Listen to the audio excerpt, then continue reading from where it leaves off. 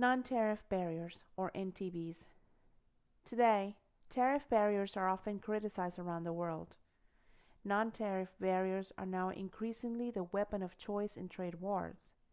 NTBs include subsidies, import quotas, export restraints, local content requirements, administrative policies, and anti dumping duties.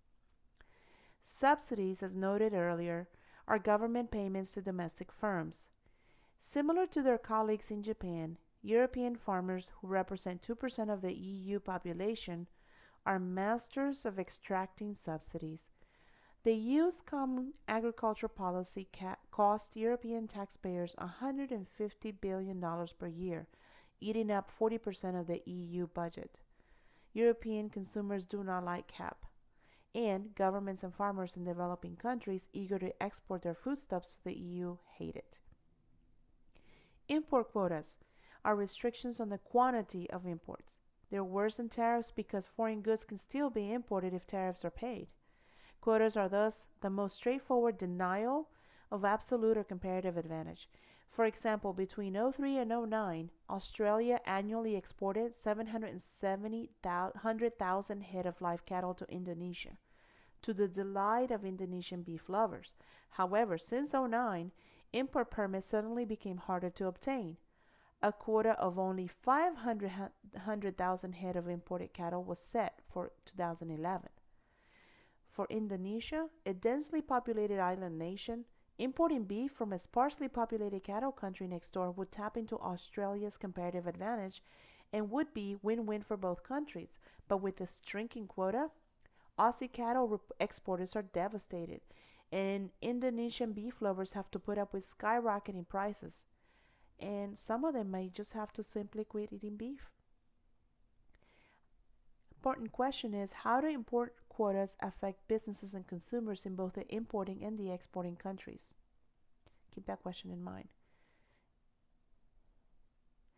Because import quotas are protectionist, pure and simple, there are political costs that countries have to shoulder in today's largely pro-free trade environment. In response, voluntary export restraints have been developed to show that on the surface, exporting countries voluntarily agree to restrict their exports. VERs, in essence, are export quotas. One of the most infamous examples is the VERs that the Japanese government agreed in the early 80s to restrict US bound automobile exports. This, of course, was a euphemism because the Japanese did not volunteer to restrict their exports. Only when faced with concrete protectionist threats did the Japanese reluctantly agree. Another NTB is local content requirements, which require a certain proportion of the value of the goods made in one country to originate from that country. The Japanese automobile VERs are again a case in point here. Starting in the 80s, because of VERs, Japanese automakers switched to producing cars in the US through foreign direct investment. However, such factories initially were screwdriver plants because a majority of components were imported from Japan and only the proverbial screwdrivers were needed to tighten the bolts. To deal with this issue, many countries impose local content requirements mandating that a domestically produced product will still be treated as an import subject to tariffs and NTBs unless a certain fraction of its value, as could be as high as 51%, is produced locally. Administrative policies refer to bureaucratic rules that make it harder to import foreign goods. Since 2008, Indonesia and Malaysia have limited imports to certain but not all ports. India has banned Chinese toys, citing safety concerns. Argentina has recently ordered importers of foreign cars to find export buyers of Argentine wines. Otherwise, port authorities will not release imported cars. Foreign print publications, including time-sensitive newspapers and magazines, are held at the Buenos Aires airport unless subscribers go there to pay an additional fee. Finally, the arsenal of trade warriors also includes anti-dumping duties. Chapter 11 expands the discussion on dumping and anti dumping duties in much greater detail. Taken together, trade barriers reduce or eliminate international trade. While certain domestic industries and firms benefit, the entire country, or at least a majority of its consumers, tend to suffer. Given these well known negative aspects, why do people make arguments against free trade? The next two sections outline economic and political arguments against free trade. Let's review the InFocus 5.1 case, sticky business in Singapore. Singapore is famous for its high standards of tidiness and for the stringent policies that support public cleanliness. Beginning in 92, policymakers banned the sale of chewing gum in an effort to avoid the messy and unsightly problem of improperly disposed used chewing gum. U.S. gum manufacturers missed the opportunity to sell their products to 4 million Singaporeans. Wrigley, maker of several leading chewing gum brands, pressured U.S. legislators and trade representatives to do something. The ban did not discriminate against foreign gum because no producer existed in Singapore, nor did it violate any of Singapore's other WTO responsibilities. So the only way for the U.S. to get Singapore to remove or loosen the anti-gum policy was to negotiate. In 2001, the two countries began talks to reach a broad U.S.-Singapore free trade agreement. Wrigley made sure that the agenda included an unlikely item that turned out to be quite sticky: the chewing gum ban. At first, Singapore agreed to allow in only medicinal purpose gums prescribed by a doctor, for example, products to help stop smoking or to treat chronic dry mouth. Wrigley and his supporters were not satisfied. More negotiations followed. Finally, Singapore agreed to permit sales, but only of gums with proven health benefits, only by licensed dentists or pharmacists, and only if the customer gave his or her name to the seller. This sufficed to gain entry for Wrigley's sugar-free Orbit brand of gum, which claims to strengthen tooth enamel. Singapore's stiff penalties for gum-related littering remains. Fines of over $200 plus a trip to court are common. Some pharmacists seem a bit puzzled. After all, they sell more serious drugs with fewer restrictions. Economic arguments against free trade. Two prominent economic arguments against free trade are the need to protect domestic industries and the necessity to shield infant industries. The oldest and most frequently used economic argument against free trade is the urge to protect domestic industry firms and jobs from unfair foreign competition. In short, protectionism. The following excerpt is from an 1845 petition of the French candle makers to the French government. We are subject to the intolerable competition of a foreign rival who enjoys such superior capabilities for the production of light that he is flooding the domestic market at an incredibly low price. From the moment he appears, our sales cease. All consumers turn to him, and a branch of French industry whose ramifications are innumerable is at once reduced to complete stagnation. This rival is nothing other than the sun.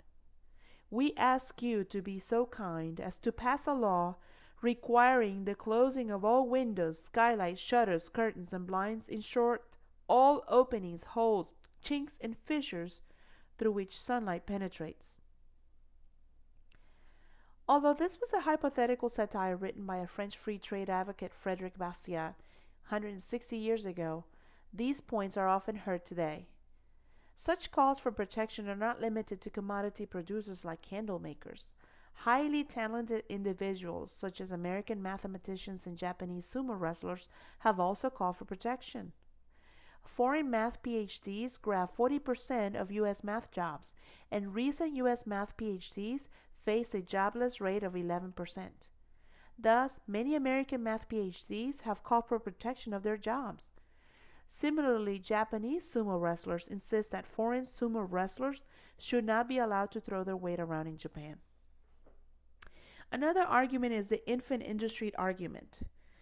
If domestic firms are as young as infants in the absence of government intervention, they stand no chance of surviving and will be crushed by mature foreign rivals. Thus, it is imperative that governments level the playing field by assisting infant industries. While this argument is sometimes legitimate, governments and firms have a tendency to abuse it. Some protected infant industries may never grow up. Why bother? When Airbus was a true infant in the 1960s, it no doubt deserved some subsidies. However, by the 2000s, Airbus has become a giant that could take on Boeing. In some years, Airbus outsells Boeing. Nevertheless, Airbus continues to ask for subsidies, which European governments continue to provide. Political arguments against free trade.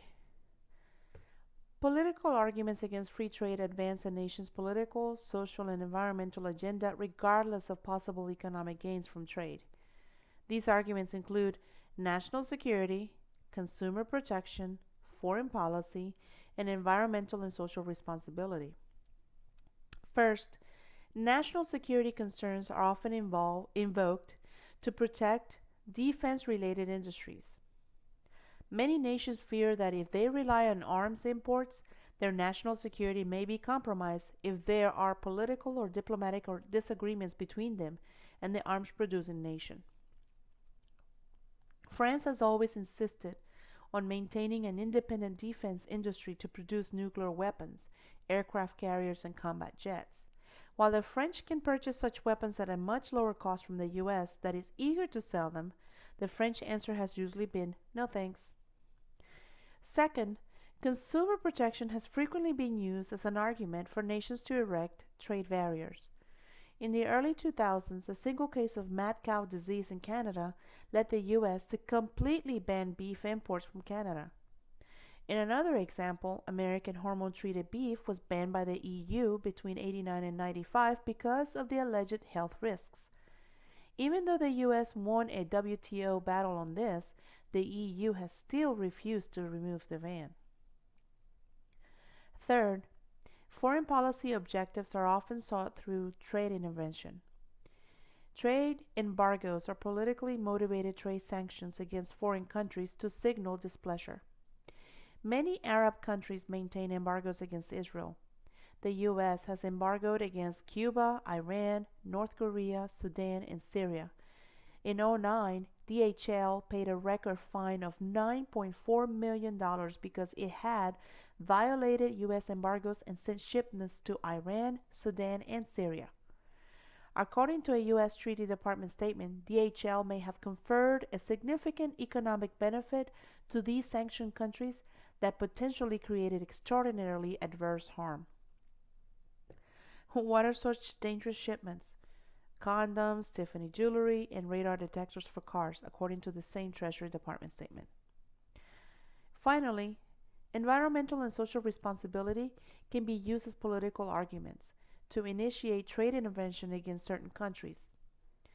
In a shrimp turtle case, the US banned shrimp imports from India, Malaysia, Pakistan, and Thailand because shrimp were caught in their waters using a technique that also accidentally traps sea turtles, which is an endangered species protected by the US.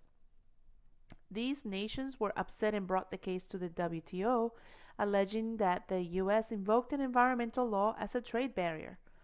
The WTO sided with those nations and demanded that the US ban be lifted, and the US later complied.